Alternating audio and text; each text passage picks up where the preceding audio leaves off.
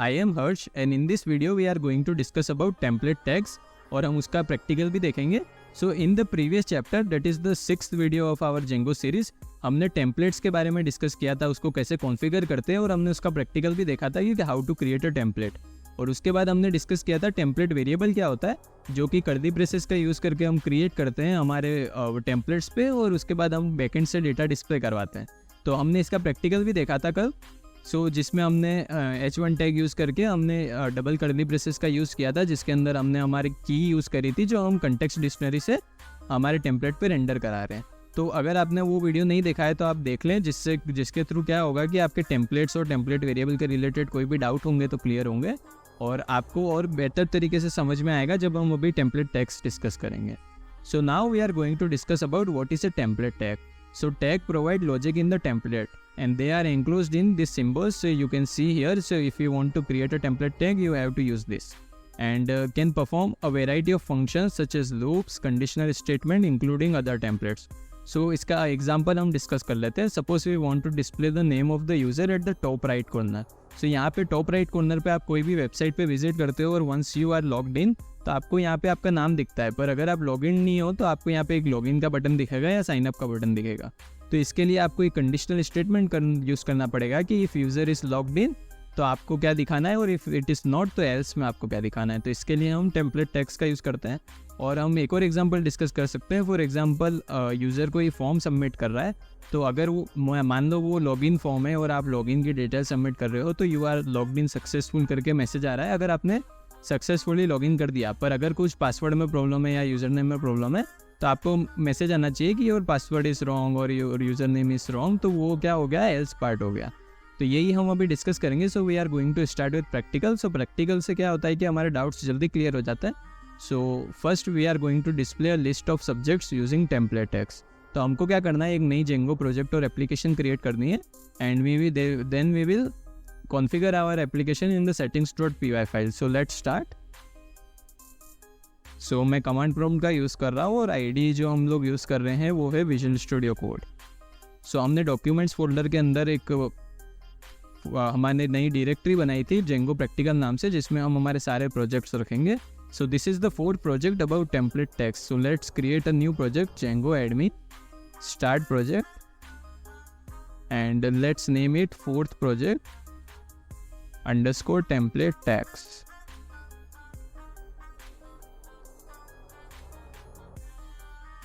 अब हम इसके अंदर नेविगेट कर लेते हैं. So cd command is use to change the directory. So आपको बेसिक्स ऑफ कमांड प्रॉम्प्ट आने चाहिए. अगर आपके क्लियर नहीं है तो हमने एक वीडियो बनाई है जिसमें हमने कमांड प्रॉम्प्ट्स के सारे जो कमांड्स हैं वो डिस्कस करिए, जो बेसिक कमांड आपको आनी चाहिए. सो अब हम फोल्डर के अंदर आ गए. Now we are going to create an application python manage.py start app and template app. So हमारी एप्लीकेशन का नाम हमने रखा है टेम्पलेट ऐप. अब इसको हम सिंपली विजुअल स्टूडियो कोड में खोल लेंगे.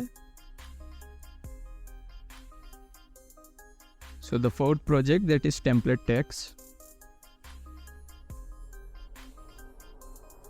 अब हमको हमारे settings.py जो फाइल है उसके अंदर हमको हमारे इंस्टॉल्ड ऐप्स के अंदर हमारे एप्लीकेशन को कॉन्फ़िगर करना पड़ेगा, and that is template app.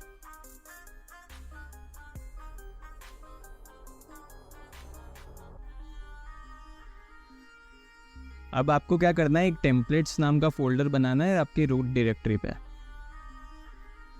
और जिसके अंदर आप एक और फोल्डर बनाएंगे टेम्पलेट ऐप नाम से, जिसके अंदर हमारे टेम्पलेट ऐप जो एप्लीकेशन है उसके सारे टेम्पलेट्स हमारे इसके अंदर रहेंगे. और हमारी टेम्पलेट्स फोल्डर को हम यहाँ पे कॉन्फ़िगर कर लेते हैं dirs में settings.py के अंदर. So base directory comma templates. आप कोमा की जगह स्लैश भी यूज़ कर सकते हैं. दोनों से ही आपका जो है आपकी बेस डायरेक्टरी पे जो टेम्पलेट्स फोल्डर है वो कॉन्फ़िगर हो जाएगा. So now we are going to create a view in template app. So आपको views.py फाइल के अंदर जाना है और यहाँ पे आपको सिंपली डिस्प्ले व्यू बनाना है, जिसके थ्रू हम क्या करेंगे, मल्टीपल जो सब्जेक्ट्स हैं वो डिस्प्ले करेंगे. और इसमें हम टेम्पलेट वेरिएबल का भी यूज़ करेंगे और टेम्पलेट टैग का भी यूज़ करेंगे, जिससे आपको दोनों के बीच में डिफरेंस समझ में आ जाएगा कि दोनों में क्या डिफरेंस है.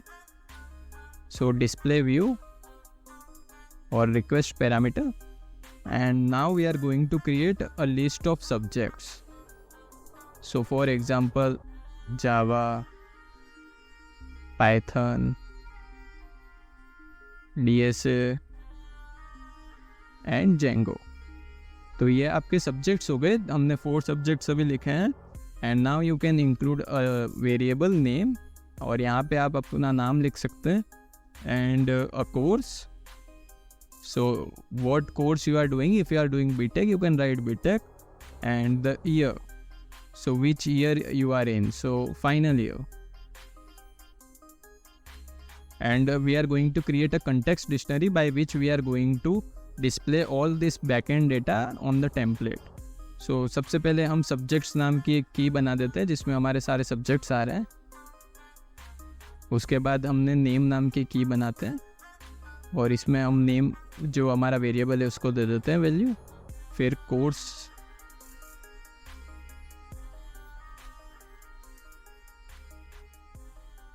और at the end year. And now we are going to return, and we are going to render the template.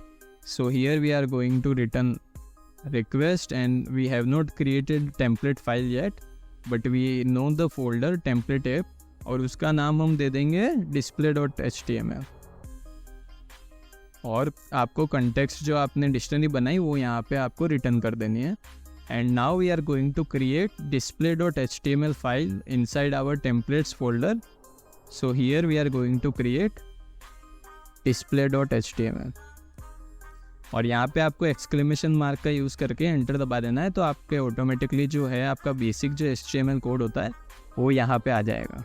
और हम इसका टाइटल दे देते हैं टेम्पलेट टैग्स, और आपको बॉडी के अंदर एक नई डिव बना लेनी है, और नहीं बनाए तो भी चलेगा, बिकॉज अभी हम क्या कर रहे हैं कि स्टैटिक फाइल पे अभी हमने नहीं सीखा है कैसे काम करते हैं, तो आप डायरेक्टली भी यहाँ पे H1 टैग का यूज़ करके सारा डेटा डिस्प्ले करवा सकते हैं।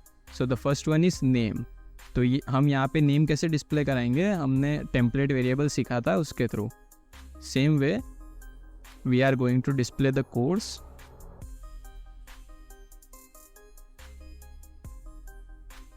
एंड देन हमने बनाया था एक और वेरिएबल ईयर।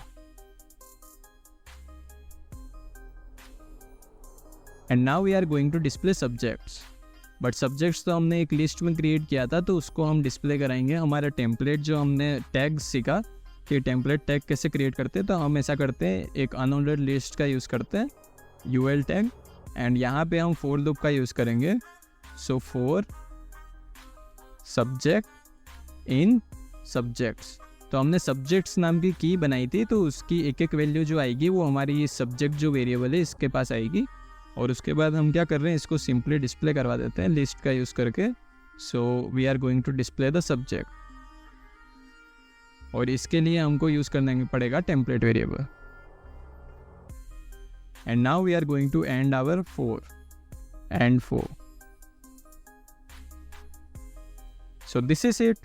हमने क्या किया, हमारा जो नाम है, कोर्स है और ईयर है, इनको हमने टेम्पलेट वेरिएबल का यूज़ करके डबल कर्ली ब्रेसेस का यूज़ करके हमने डिस्प्ले करवा रहे हैं यहाँ पे। और उसके बाद हम सब्जेक्ट्स जो हैं उसको कैसे डिस्प्ले करा रहे हैं, फॉर लूप का यूज़ करके बाय यूजिंग टेम्पलेट टैग्स। तो अब आपको डिफरेंस समझ में आ रहा होगा, टेम्पलेट टैग्स हम लॉजिक के लिए यूज़ करते हैं।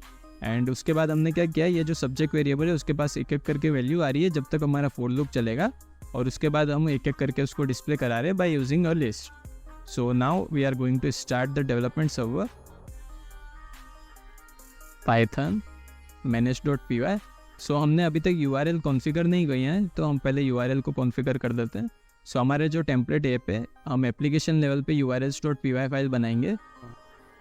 सो यहाँ पे हम सबसे पहले इंपोर्ट कर देते हैं हमारे पाथ फंक्शन को, उसके बाद हमको इंपोर्ट करने हैं हमारे व्यूज़, और आपको URL पैटर्न्स नाम की एक लिस्ट बनानी है।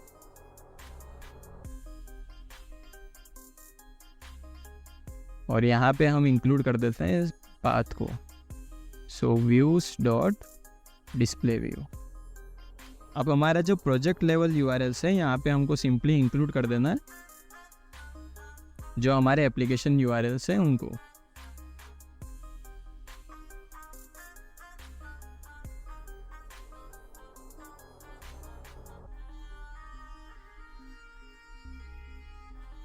सो हमारा जो URLs है वो कॉन्फ़िगर हो गए, हमने हमारे URLs को मैप कर दिया डिस्प्ले व्यू के साथ। और जो डिफ़ॉल्ट पाथ होता है अगर यूज़र उस पर विजिट करेगा तो हमारा डिस्प्ले व्यू ट्रिगर होगा. So now let's start the Django development server.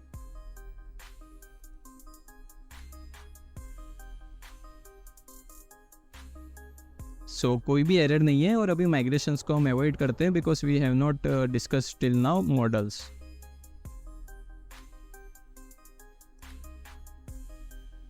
सो यहाँ पे आप देख सकते हैं आपकी list of subjects easily display हो रहे हैं, जावा, पाइथन, डीएसए, जेंगो. और अगर आपकी लिस्ट और लंबी है तो आपके सारे सब्जेक्ट्स यहाँ पे डिस्प्ले हो जाएंगे. हमने क्या किया, हमने टेम्पलेट वेरिएबल का यूज़ किया और टेम्पलेट टेक्स्ट का यूज़ किया और टेम्पलेट टेक्स्ट का यूज़ करके हमने सिंपली उसको यहाँ पे डिस्प्ले करा दिया. So now we are going to see one more practical. So ये प्रैक्टिकल हमने पूरा डिस्कस कर लिया. हमने क्या किया, हमने कुछ वेरिएबल्स बनाए, एक लिस्ट बनाई और उसको सिंपली कंटेक्स्ट डिक्शनरी में हमने क्या किया, कीज़ के साथ एक वैल्यू दे दी और वो कीज़ जो हैं वो हम क्या कर रहे हैं, डिस्प्ले करा रहे हैं हमारे टेम्पलेट्स में by using template variable. And now we are going to discuss another practical. And ये फाइल मैं डिस्क्रिप्शन में प्रोवाइड कर दूंगा, तो अगर आपको रिवीजन करना है या फिर आपको फाइल्स को देख के आपको वापस प्रैक्टिकल आपकी प्रैक्टिस करनी है तो आपके लिए ईजी होगा, तो मैं ये डिस्क्रिप्शन में प्रोवाइड कर दूंगा फाइल को. और अगर आप हमारी जेंगो सीरीज़ को फॉलो कर रहे हैं तो please like and subscribe to our channel. And in the same project you can create a new one. We are going to see another example of template text. So what we are going to do, we are going to create a new view function और उसमें हम check करेंगे that the user is eligible to vote or not. So let's start. हमारा views function में जाते हैं हम और एक नया हम यहाँ पे क्या करेंगे, function create करेंगे eligible to vote. और यहाँ पे हम एज दे देते हैं और हमको सिंपली अब क्या करना है, एक कंटेक्स्ट डिक्शनरी बनानी है, पर हम डायरेक्टली भी यहाँ पे वैल्यू दे सकते हैं. सो एक नई टेम्पलेट भी हम क्रिएट करेंगे, उसका नाम हम vote.html लिख लेते हैं. और यहाँ पे आपको क्या करना है, कंटेक्स्ट डिक्शनरी आप डायरेक्ट क्रिएट कर सकते हो. यहाँ पे एज और एज की वैल्यू यहाँ पे हम दे देते हैं. सो हम कंटेक्स्ट डिक्शनरी ऐसे भी क्रिएट कर सकते हैं, पर आपके वेरिएबल्स अगर ज़्यादा हैं तो आप ऐसे इसको कंटेक्स्ट डिक्शनरी को क्रिएट करें. And now we are going to create a new template that is vote.html. vote.html. अब यहाँ पे हमको क्या करना है, एक्सक्लेमेशन मार्क का यूज़ करके एंटर दबाना है और हम टाइटल कर देते हैं इसका eligible to vote. So in this template we are going to check if the user is eligible to vote or not. So let's start. First we are going to create a h1 tag, is user eligible to vote. और हम line break कर देते हैं यहाँ पे. And then we are going to use here the template tag if age is greater than equals to 18. तो अगर age greater than equals to 18 है तो हम h2 टैग का यहाँ पे यूज़ कर लेते हैं और the user is eligible to vote. और एल्स स्टेटमेंट में हमको क्या लिखना है, that user is not eligible.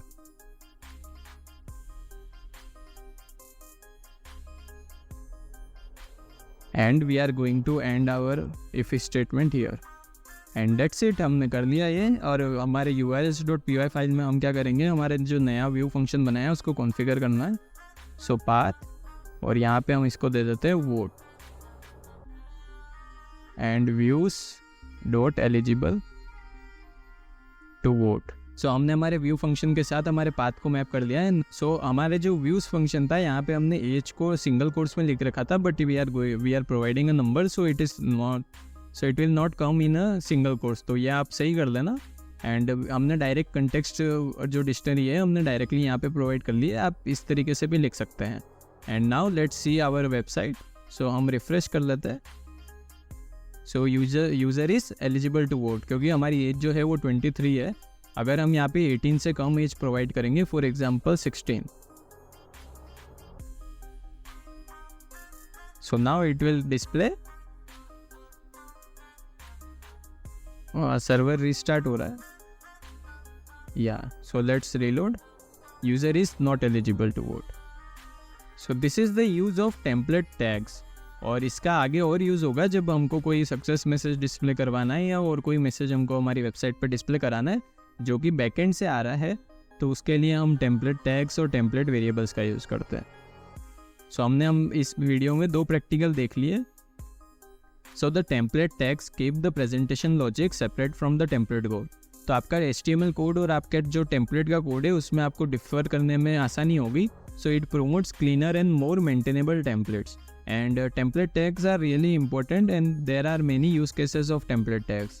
So template tags are use to display relative URLs and to load and use static content. तो जब हम स्टैटिक के बारे में पढ़ेंगे कि CSS और इनको कैसे इंक्लूड करते हैं, so to load and use static content we are using template tags for that, and we will learn about this in the upcoming chapters, and the next topic that we are going to discuss is static files. So we will learn about template filters and template inheritance when we cover advanced template feature topics. So अभी हमारे templates में बस 2 topic रह गए, template inheritance और template filters, जो कि हम एक बार static files डिस्कस कर लेंगे, CSS को कैसे इंक्लूड करते हैं और ये सारी चीज़ें डिस्कस करने के बाद हम template inheritance और template filter के बारे में सीखेंगे। So that's it in today's video. If you have any doubt, you can ask me in the comment section. Thank you.